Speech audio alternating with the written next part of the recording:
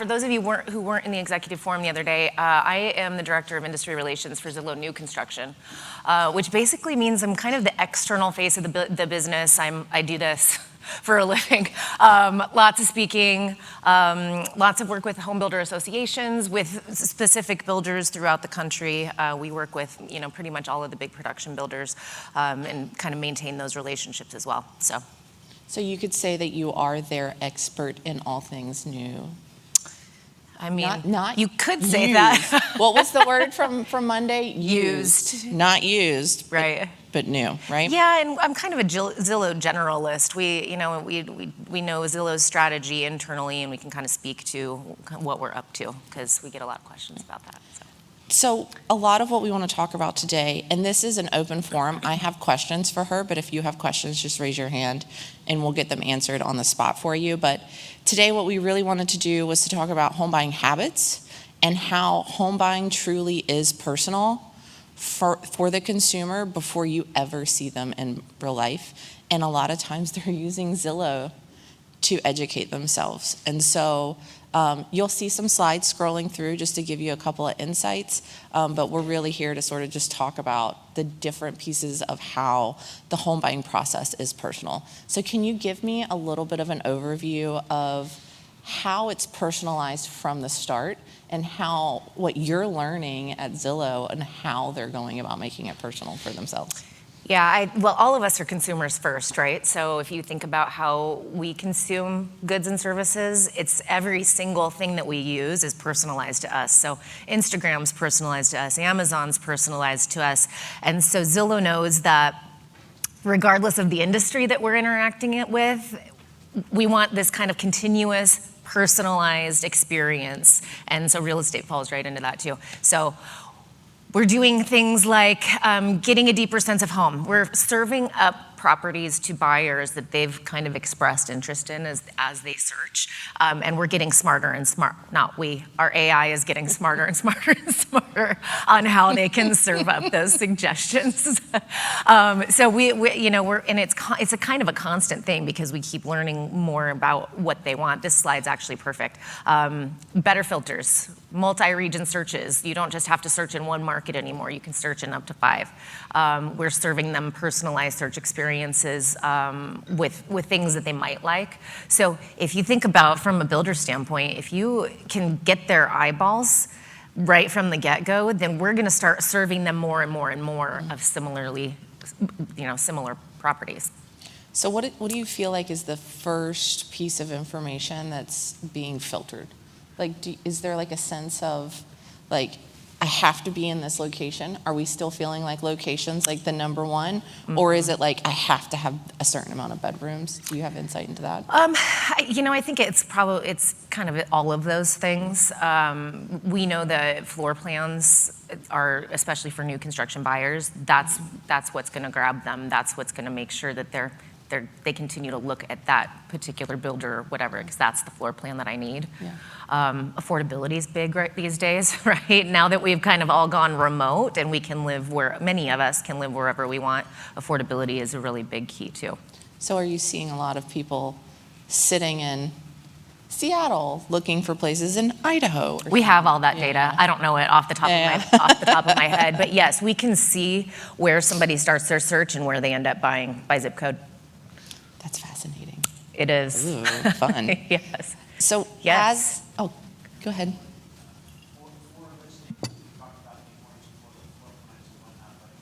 there some sort of progression? Like the first thing should be some beautiful picture of the outside, this and this and this. What is it that gets their attention initially, in addition to what are all the things that people want to see that helps move along? So the question was, just in case you couldn't hear him, was what's the ideal first image that they see that catches the attention versus what are the additional information? So is it the elevation? Is it the floor plan? Is it the great room? Like that's really what you're trying to ask there? Yep, okay. Yeah, so you're gonna wanna showcase whatever the highlight of the house is. So I would say either the kitchen or the front exterior. But if you got kind of a blah front exterior, I don't know if that's where you want to lead. Kitchens are always a big deal. Think of even when you're shopping for homes, that's the next showstopper. Yeah. And then I've been thinking a lot about lately about how we used to shop for homes and how we shop for homes now. As in, you have to go to them? Yeah, that. I was thinking about getting in a car with the real estate agent and driving around, Yeah. right? That used to be the way everybody did it. That was the first thing, right? Was you found your real estate agent and then you drove around with them. With their MapQuest instructions? Yeah, like print it out and then Yeah. like turn left. If you missed it, Nope, turn, you it were was in back big trouble. there. Yeah, Yes. okay.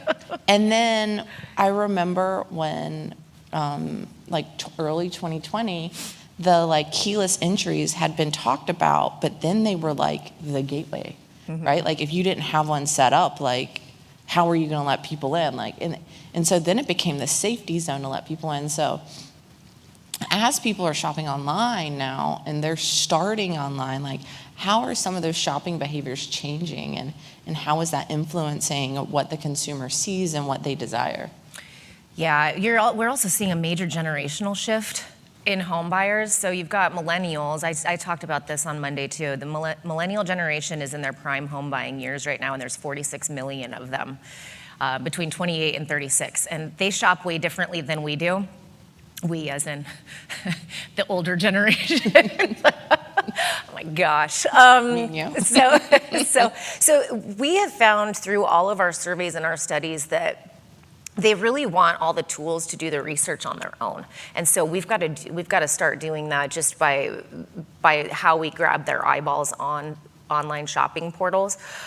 They want all of the research, they want to do it on their own, but we know that they still want that human interaction when they're ready to take next steps. So I think that's really important. But things like self-tour are huge right now.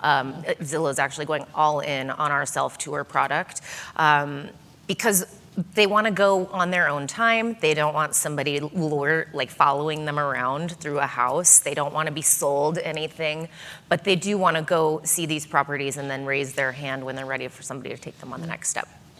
So what I'm taking away from that is when consumers show up, they're more educated. You could say that, yeah. They already kind of know what you offer. It's rare that somebody's going to walk in the front door and be like, "What you got here?" For sure. And not already kind of know that. So Yeah. if you were somebody who was staffing a sales team for a builder, for example, what would you think would be the first step when you come in? Like the consumer already knows. Let's just assume they know where you're at because they made it there, right? They've probably seen whatever's on your website or whatever's on Zillow, correct? So like, do you assume that the consumer needs all the information? Never assume anything about a consumer. So the first thing is ask them what they already know and ask them what they need? I think so. We talked about this Monday in the executive forum as well. You really need to direct consumers on how to proceed. And they might know a lot about the property. They might really like the floor plan, but they don't necessarily, and buying a new home is a very different animal than buying a resale. Yeah. So, you probably need to walk them through what the process is going to look like. Yeah. Okay. And then as you are looking, so back to the question on what's making them interested, if you were to give advice to builders, what has to be on the listing? Like what's the nice to have, but what has to be there? Like if you only get to pick like 5, like what would be the top 5 that have to be there and then everything else that's not moving the needle as much? Yeah. You need more than 10 photos. If you want to grab eyeballs, and now is the best time that new construction has ever had to compete with resale homes. So if you want to grab those eyeballs, you've got to compete with resale homes on online shopping portals. So photos. Our research shows that between 20 and 50 photos is optimal. And that's what resale listings are going to have. Enriched media content is the next kind of must-have. So your 3D tours, interactive floor plans are huge if you can do them. Zillow has a free interactive floor plan product because buyers want it. And so that rich media content used to be a nice to have. Now that we are through the pandemic, home shoppers have really gotten used to that, and they're demanding that of their listings.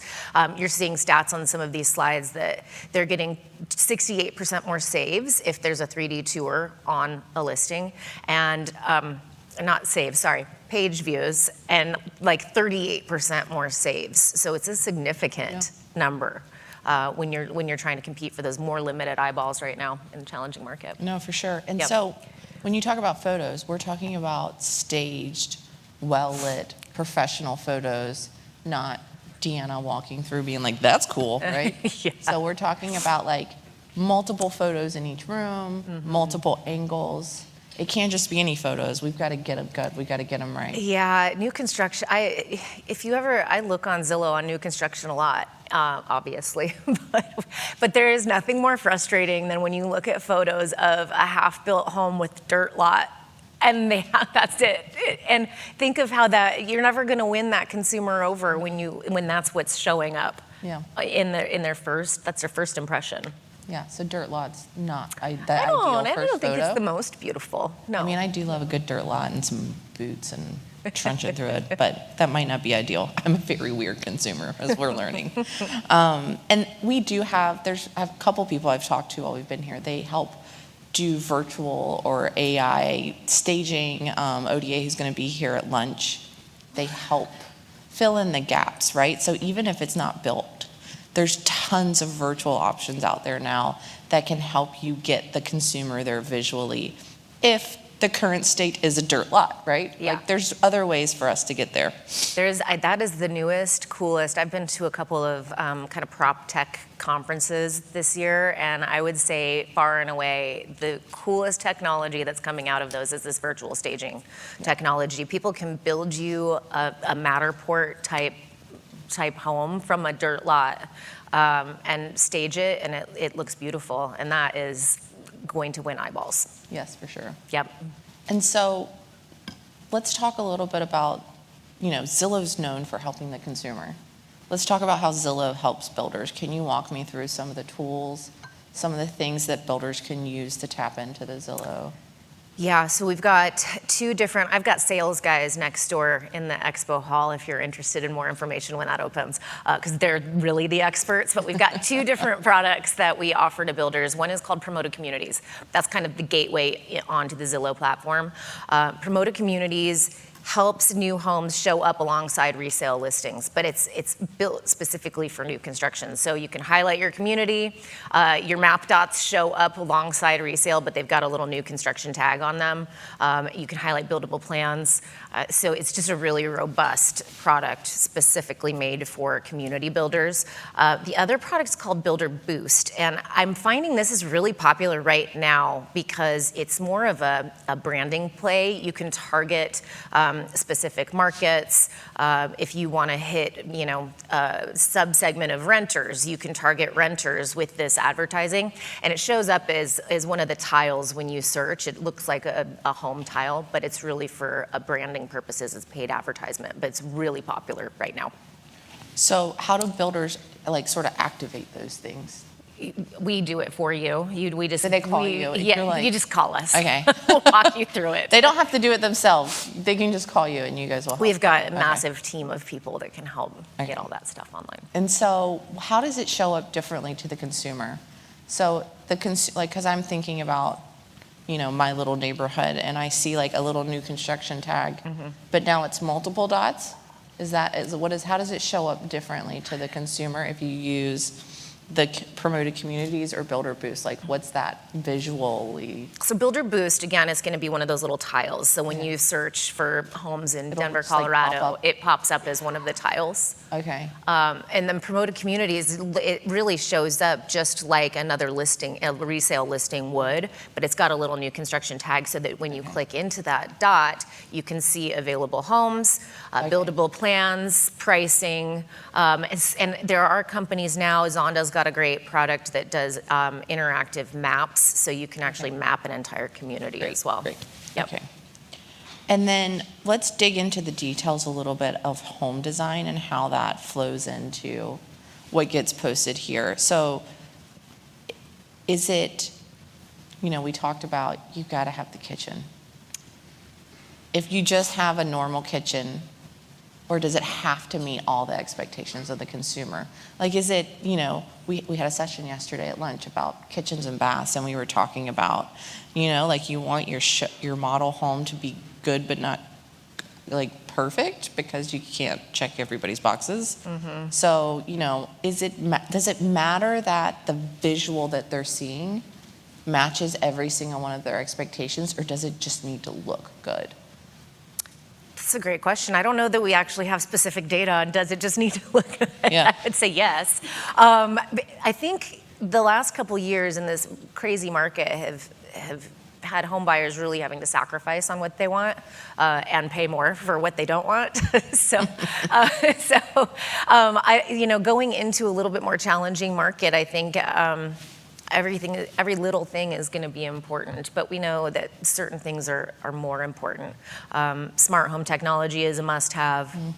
Kitchens and baths, I don't know that they have to be the highest quality, but buyers of new homes they tend to want new homes for a reason, and they want those more current trends. And so, most builders are reflecting those current trends regardless of the kind of price points. So what I'm hearing is own what you're really good at. You already have a leg up by default because you're new. Yeah. So then highlight those pieces of the puzzle. Completely.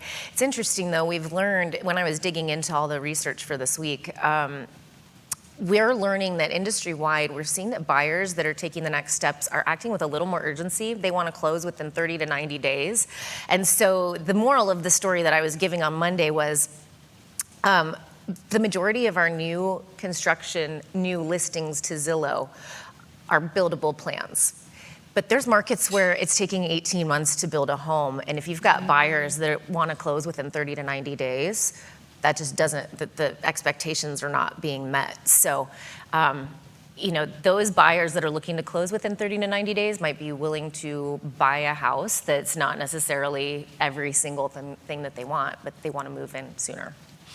That's really good insight. That's good to know, because you would almost think maybe there wasn't as much urgency, but there's now more urgency. Yeah, but the buyers that are taking next steps right now, logically, if you think through it, they're proving to be more high intent. They have to move for one reason or another, and so the sooner close, the moved up closing times makes a little bit of sense when you're thinking about that. So if I was a builder and I had standing inventory, finding some way to highlight that would be a big win right now, because the people that need to move and they see like, I guarantee you can be in within 60 days. That's a big thing right now, versus the resale home that's down the street. That person might need to sell, like they might not get a new home. They might want to delay. My cousin just bought his house and bought a new one, sold his house and bought a new one. And the people that were moving out were building their own home, and it was a custom home. They kept getting delayed and delayed. He didn't close for 9 months. Ouch.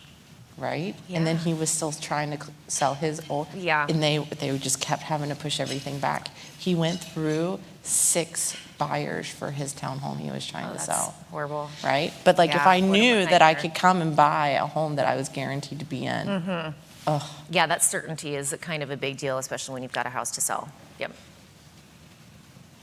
all right.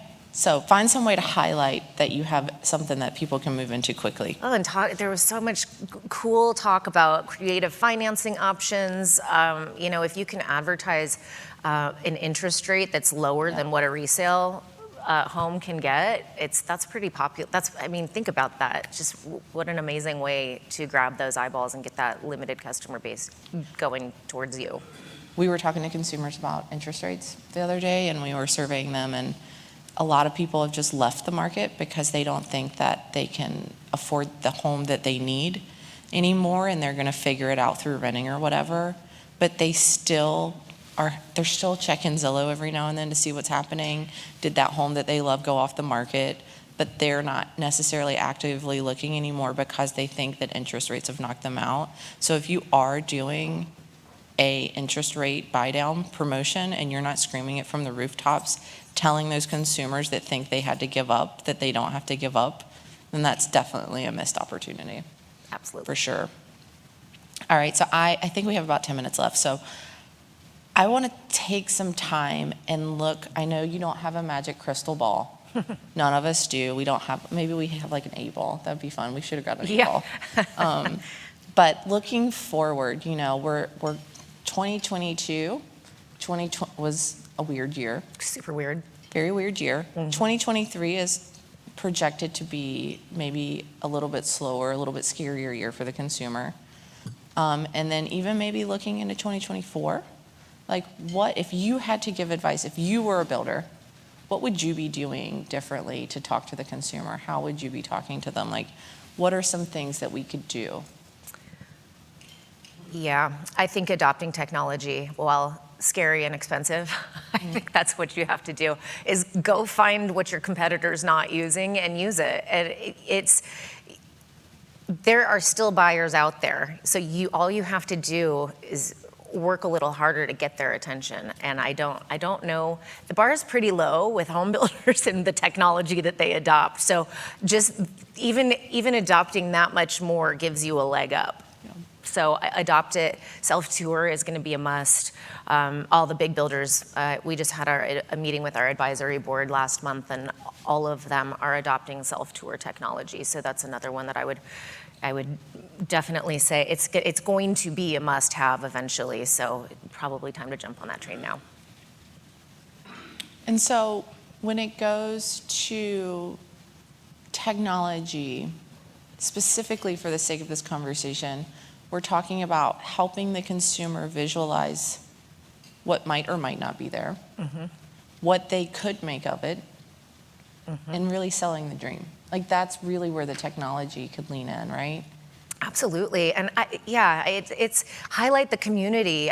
We've learned so much through the pandemic what consumers are expecting from a new community, and I think builders don't do enough to highlight the great stuff that they're building. Yeah. So what is going to appeal to today's buyer? And it's social, it's the personalization of their own house, but like the community feel, the community living too. So. Well, and I think that's really important too, because some people, as we've been doing research at John Burns, is to talk to them not only about their home, but about their community. And sometimes what we're hearing is like, no, I don't need that flex space to be a gym because the community has a gym. And I'm perfectly okay working out with my neighbors. I might even prefer it. Or if my community doesn't have somewhere for me to walk my dog, it's a deal breaker. And leaning into what's surrounding it, even if it's not something that you personally built or the community that you're in, knowing that if you're building a 55 plus community, knowing that the closest hospital is a 10-minute drive away gives them a peace of mind. Little things like that can help them envision how and what their day-to-day life is going to be like in that community or within the local area. Like what's 5 minutes away? What's 10 minutes away?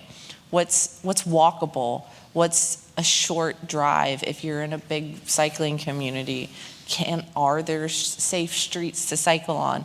Whatever it might be that is what your consumer desires, don't forget to highlight those things, even if they don't fit on their lot or within their walls, right? Like giving them that visual of what's happening. Any questions? I have more questions, but any questions from the audience? She's bringing the mic to you. Thank you. This is for both of you. Not exactly your bailiwick, but based upon your primary research with buyers. If you were designing a website and you've talked about the things that catch people's eyes, do you want to just share, again, not exactly your thing, but if you were a builder and if you were, a small, mid-sized, 50, 100, 150 homes a year and trying to differentiate yourself, what are some of the things you'd like to see on your landing page based upon your research that could get people's attention, and then maybe some priorities, and then next and next and next? Thank you. You want me to go first? Yeah. Okay. I love this. I spend a lot of time doing direct-to-consumer marketing, and if you truly understand the persona of your shopper, it will direct what your website needs to buy. And so I always look at it as a bullseye. So you might have 3 personas that you're trying to reach out to. You might be reaching out to a single mom who drives a Prius, who has 2 kids. Some builders really have this well-defined. You might be trying to target the empty nesters that aren't ready to retire yet. Their kids don't have kids yet, but they don't necessarily need all the space anymore. So they're looking for like a 5 to 10 year home before they decide where they're going to retire, right? And so as you start to understand who your consumer is and you dig into their persona and what matters, you might have the retiree who just had their third grandkid and they've decided they're moving across the country because that's where their kids are, right? So it's like, what is it that's motivating their move? And what is it within their lifestyle that's shifting, that's causing that shift? So at John Burns, when we do research, we do it in life stages. We don't ask, like, it's very rare that we ask people when year they were born. What we ask them is, what's your life stage? Are you a young single or couple and you haven't had kids yet? Do you have a young family, so do you have kids under 11? Do you have a mature family? Do you have kids that are over 11? Or are you a retiree or empty nester, so your kids have left, or you never had kids and you're approaching retirement? And those are the 4 life stages where people really make big shifts in how they live their life and what needs their home and community has to fit into. And so you have to understand who that person is, and that's the messaging that you need to put on your website. So if you have a young family as your target demographic, and you know that's who's moving in to your neighborhoods and your communities, and you don't have something in there about where your kids are going to store their toys, where they're going to do their studying, and how they're going to take a bath every night, and that's not the message you're driving home, you might have a missed opportunity. If you don't have if you're trying to reach out to somebody who's approaching retirement or already retired, and you're not talking about curbless showers and where the grandkids are going to sleep while they're there, you have a missed opportunity, right? So it's like, it all starts with understanding who your target is. And so, like, back to the bullseye analogy, you're trying to hit this bullseye, right? Like, but you might, just because you're aiming for that, I mean, I'm a really bad darts player, so, or if you guys haven't done like axe throwing, I'm also really bad at that. You might be trying to hit that bullseye, but you're going to hit the other people who are adjacent to that find similar values to that, right? So, like, aim for who your target is, and you're going to hit the other people who have similar desires. Good answer. Good answer. Yeah. You're just Way like, better than what I there would we have go." said. Yes. Anything you want to add? Nope. Any other questions? Any issues? I mean, we can sit here and problem solve. Anything that anybody's working through right now and trying to attract consumers, you just want to spitball with us, because we've got time. You guys are quiet this morning. Everybody gets another coffee before lunch. All right. One question over here. Oh, I couldn't see you for the podium. I know, and the lights are like blinding this way. Do you have any stats on video versus the 3D tours? Yeah, My that's- agents are saying that buyers are lazy. They don't want to click through 50 photos. They just want to watch it. I think they want all that, because everybody's a little bit different in how they want to shop. Video is interesting. I think if they're well done, that kind of gets bucketed into the 3D tour numbers, where you will be getting more views and more saves, because that content's just additional content that helps that buyer see, feel, touch. Zillow we had a video walkthrough product for a while, but it was pretty choppy.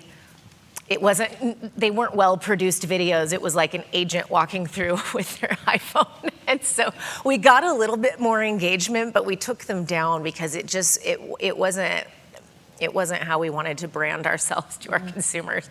But if they're well done videos, or like drone videos, those will be getting double the views, triple the views. So it's not just about having it, it's about having it and it visually be appealing. Correct. Okay. So so here's my takeaway from what you just said. If you have to choose between great photos and a bad video, go for great photos. Absolutely. If you have to choose between a mediocre video and a mediocre set of photos, maybe do both. Or just amp it up and do really good everything. If you think about how real estate agents are marketing resale homes, they market them beautifully. And so new construction has such huge opportunity to do the exact same thing. There's so much technology that you can adopt, even if you're just selling a plan. You can go get that plan built out into something that looks and feels like a real listing. All right, so we have time for one more question. Is there an ideal time for a video? An ideal time? An ideal time, like, so, 60 seconds. I'll link. oh, under 2 minutes. Yep. Isn't that the time span for everything right now? Yeah, It's like about my anything attention longer span. than 2 Yeah. minutes, and I'm like, over here. Yeah, Okay. 2 minutes. Any other questions? All right, well, that wraps it up.